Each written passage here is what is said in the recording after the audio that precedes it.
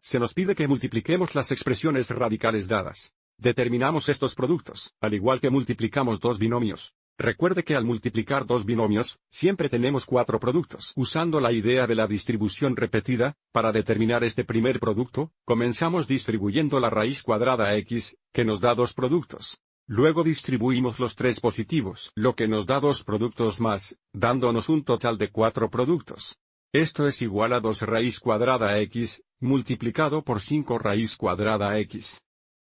Más 2 raíces cuadradas x, veces. Debido al menos 4, tenemos 4 veces negativo, y luego tenemos más, y ahora distribuimos los 3, y tenemos 3 veces 5 raíz cuadrada x. Y luego finalmente tenemos más 3 veces negativo 4.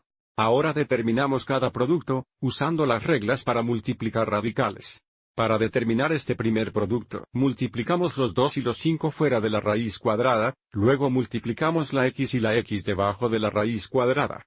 2 por 5 es igual a 10, entonces tenemos 10 veces la raíz cuadrada de x por x. Luego tenemos más, para determinar este producto, multiplicamos 2 y 4 negativos, lo que equivale a 8 negativos. Esto es igual a más negativo 8, raíz cuadrada x, que es equivalente a menos 8 raíz cuadrada x. Luego tenemos más, para determinar este producto, multiplicamos los 3 y los 5.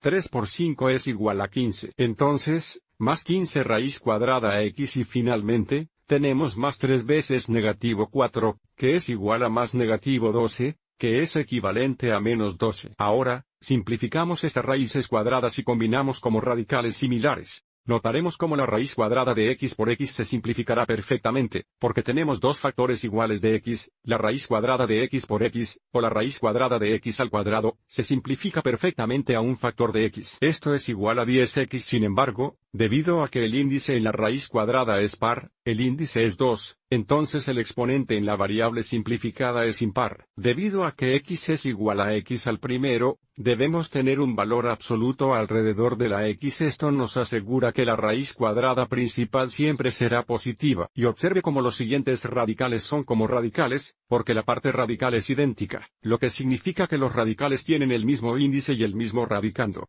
Entonces tenemos una raíz cuadrada negativa de 8x y 15 raíz cuadrada de x, que equivale a 7 raíz cuadrada x. Entonces tenemos más 7x de raíz cuadrada, y todavía tenemos menos 12. Este es el producto simplificado de la expresión radical dada.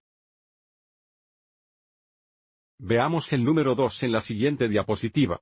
De nuevo, tenemos 4 productos. Usando la distribución repetida, distribuimos las 3x al cuadrado, dándonos dos productos. Y luego tenemos dos productos más, cuando distribuimos la raíz cúbica de x al cuadrado. Esto es igual a 3x al cuadrado, multiplicado por 2 veces la raíz cúbica de x. Y luego tenemos más 3 veces x al cuadrado, debido al menos 1 tenemos veces 1 negativo, más, y ahora distribuimos la raíz cúbica de x al cuadrado. Entonces tenemos la raíz cúbica de x al cuadrado por 2 veces la raíz cúbica de x. Y luego finalmente más la raíz cúbica de x al cuadrado, multiplicada por 1 negativo. Y ahora determine cada producto. Para este primer producto, multiplicamos los factores fuera de la raíz cúbica. 3x al cuadrado por 2 es igual a 6x al cuadrado. Esto es igual a 6x al cuadrado por la raíz cúbica de x.